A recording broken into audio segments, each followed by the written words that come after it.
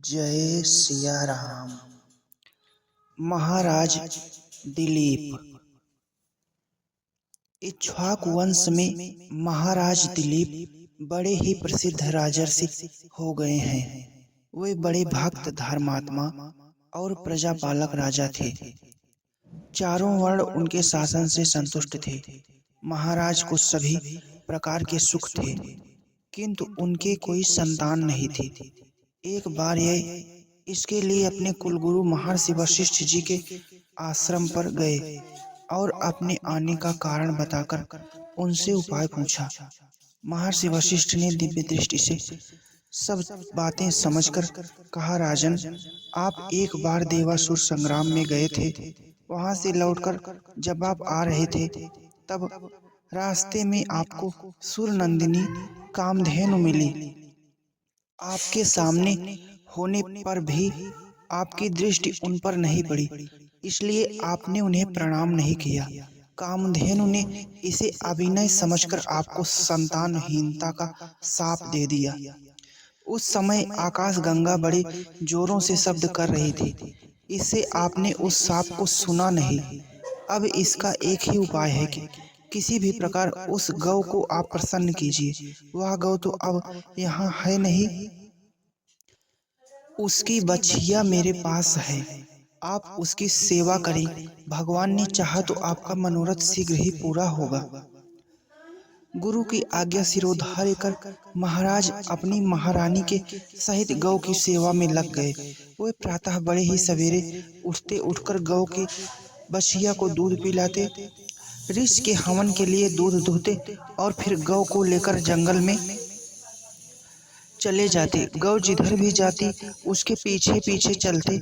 वह बैठ जाती तो स्वयं भी बैठकर उसके शरीर को सहलाते, हरी हरी दूब उखाड़कर उसे खिलाते। जिधर से भी वह चलती उधर ही चलते। सारांश की महाराज छाया की तरह गौ के साथ साथ रहते। इस प्रकार महाराज को 21 दिन हो गए। एक दिन वे गौ के पीछे पीछे जंगल में जा रहे थे। गौ एक बहुत बड़े गहन वन में घुस गई। महाराज भी पीछे पीछे धनुष से लताओं को हटाते हुए चले। एक वृक्ष के नीचे जाकर उन्होंने क्या देखा कि गौ नीचे है, उसके ऊपर एक सिंह चढ़ बैठा है और गौ का वध करना चाहता है।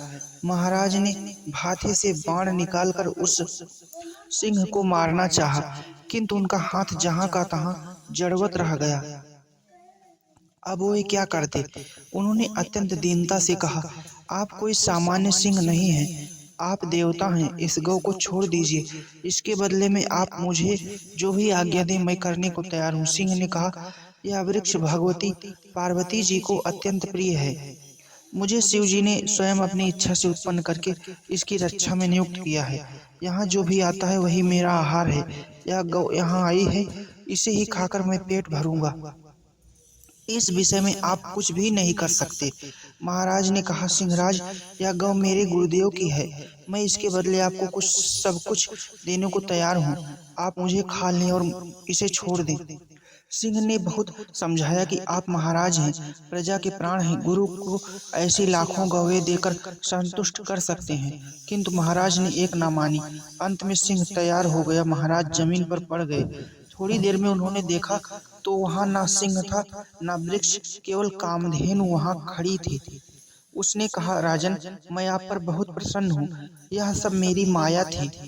आप मेरा दूध अभी दुहकर पी लें, आपके पुत्र होगा। महाराज ने कहा, देवी, आपका आशीर्वाद सिरोधार्य है, किंतु जब तक आपका बछड़ा ना पी लेगा, गुरु के यज्ञ के लिए दूध ना दूह लिया जाएगा और गुरु जी की आज्ञा ना होगी, तब तक मैं दूध नहीं पीऊंगा। इस पर गौ बहुत संतुष्ट हुई। गौ संध्या को महाराज के आगे आगे भगवान वशिष्ठ के आश्रम पर पहुंची। सर्वज्ञ ऋषि तो पहले ही सब जान गए थे। महाराज ने जाकर जब यह सब वृत्तांत कहा तब वे प्रसन्न होकर बोले, राजन, आपका मनोरथ पूरा हुआ। गौ की कृपा से आपके बड़ा पराक्रमी पुत्र होगा। आपका वंश उसके नाम से चलेगा। नियत समय पर ऋषि ने नंदिनी का दूध राजा और रानी को दिया। महाराज अपनी राजधानी में आए और रानी गर्भवती हुई। यथा समय उनके पुत्र उत्पन्न हुआ। यही बालक रघुकुल का प्रतिष्ठाता रघु नाम से विख्यात हुआ। महाराज दिलीप भगवान श्री रामचंद्र जी के वृद्ध प्रपितामह हैं। जय गौ माता, जय सिया राम, जय सिया राम।